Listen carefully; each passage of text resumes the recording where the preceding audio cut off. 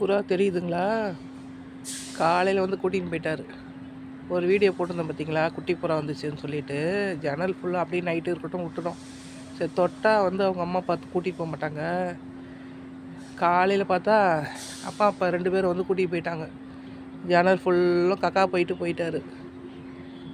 சரி போயிட்டு போகுது, கழுவி விட்டாச்சு. அவங்க அம்மா அப்பா கூட இருந்தால் தான் அதுங்க சந்தோஷமாக இருக்கும். கொஞ்ச நாள் இருக்கும், அப்புறம் பிரித்து விட்டுற போகுது. நிறைய இருக்கும் இங்கே புறா, மைனா, விதவிதமான பறவைங்க இருக்கும். அதுக்கெலாம் பஞ்சமே கிடையாது. பாருங்க, கிளி பாருங்க, செம்மையாக போகுது. சாயங்காலம் இங்கே வந்து பழங்கள்லாம், மிளகா செடியில் பழம் எல்லாத்தையும் பறித்து சாப்பிட்டுட்டு இருக்கோங்க கிளி. ஈவினிங் டைம் வந்து பார்க்கலாம். இன்றைக்கி ஒன்று பழுத்துச்சு, சாப்பிட்டாச்சு. மல்லி சீசன்லாம் முடிஞ்சு போச்சு.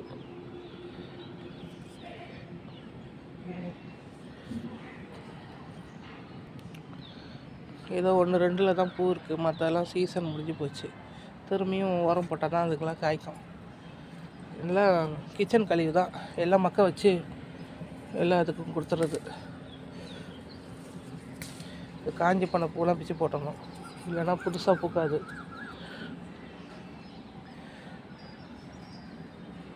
வெயில் அதிகமாக இருக்கனால 2 வாட்டி தண்ணி ஊற்றணும், இல்லைன்னா செடிங்கெல்லாம் ரொம்ப வாட்டமாக ஆயிடுது. இந்த சப்போட்டா பழம், பனானா சப்போட்டானாங்க, இது எப்போ தான் பழுக்கும் தெரியல. பாருங்கள், அதில் உள்ளே வந்துக்குது பார்த்தீங்களா, பூ நிறைய இருக்குது, அப்படியே கொட்டிடுது.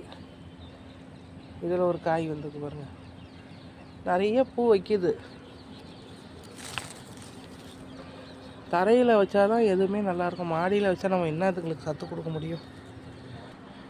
வீடியோ பிடிச்சா லைக் பண்ணுங்கள், ஷேர் பண்ணுங்கள், சப்ஸ்கிரைப் பண்ணுங்கள்.